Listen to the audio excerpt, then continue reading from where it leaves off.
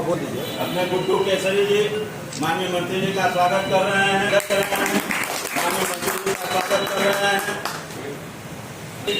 जो एक बहुत ही अपने कर्मठ कार्यकर्ता हैं। माननीय मंत्री जो अपने कार्यकर्ता हैं, माननीय मंत्री जी का माल्यार्पण कर स्वागत कर रहे हैं। आगे बढ़ने का काम किया मैं चाहूँगा अपने ऐसे आदरणीय अभिभावक श्री राम नरेश, हम कार्यकर्ताओं का मार्गदर्शन करें। आदरणीय राम नरेश कुशवाहा आज भारतीय जनता पार्टी नगर मंडल बैठक की करें तो AIM के प्रदेश अध्यक्ष ने एक बयान दिया है कि हम 3 शादियां करते हैं तो कहीं न कहीं अपने पत्नियों को सम्मान देने की बात करते हैं। सब पत्नियों को 3 शादी के पत्नियों को सम्मान देते हैं। ये देखिए कुत्सित मानसिकता के लोग हैं और खास तौर पर माँ बहनों को जानवर समझने वाले ये लोग, ये जानवर मानसिकता के लोगों को ये समझना पड़ेगा कि ये मोदी जी का जमाना है और उत्तर प्रदेश में योगी जी की सरकार चल रही है। मोदी जी के कालखंड में जरा तुम करके दिखाओ तो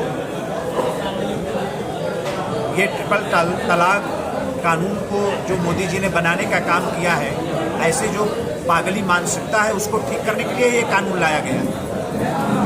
ऐसे में बात कर ओवैसी साहब भी इन्होंने बयान दिया कि 10 अक्टूबर को जो है सुल्तानपुर में दुर्गा विसर्जन के दौरान जो है घटना हो गई थी।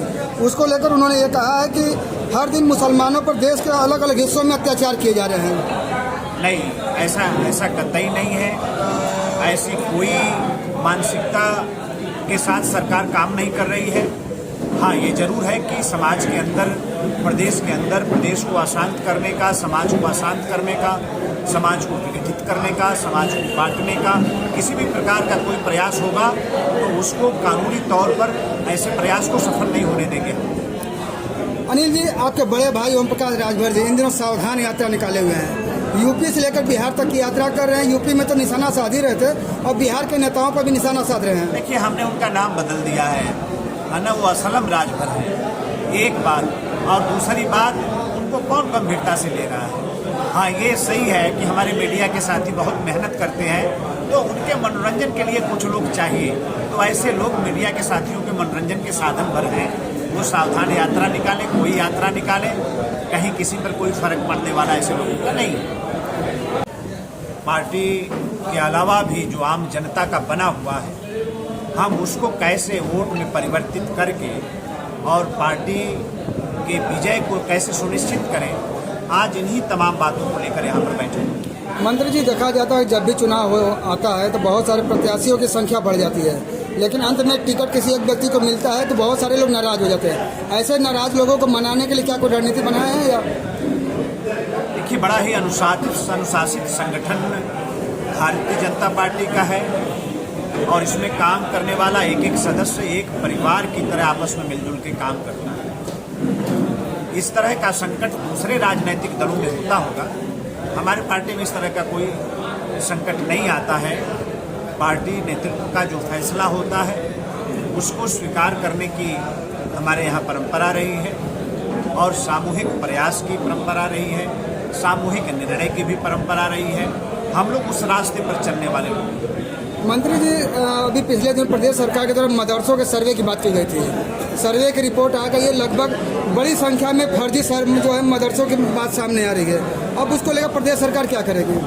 नहीं, अगर किसी फर्जी तरीके से कोई संस्था चलाने का कोई भी विषय सामने आएगा तो उसके खिलाफ सख्त कार्रवाई करेंगे।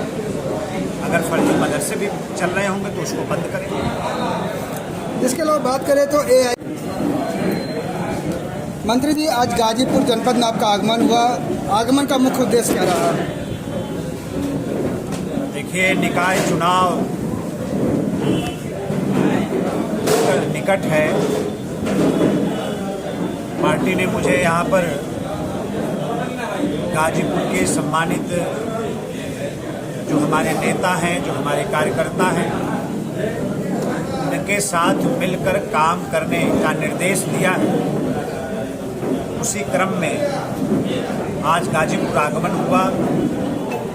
यहाँ नगर पालिका गाजीपुर के हमारे जो सम्मानित पार्टी के कार्यकर्ता हैं, नेता हैं, सभासद हैं, हमारे चेयरमैन साहब हैं और पार्टी के तमाम वर्कर के साथ अभी एक मैंने परिचय के लिए एक बैठक की है। आगे बैठकों का दौर चलता रहेगा, हम लोगों के आने जाने का भी दौर चलता रहेगा। वैसे पूरे गाजीपुर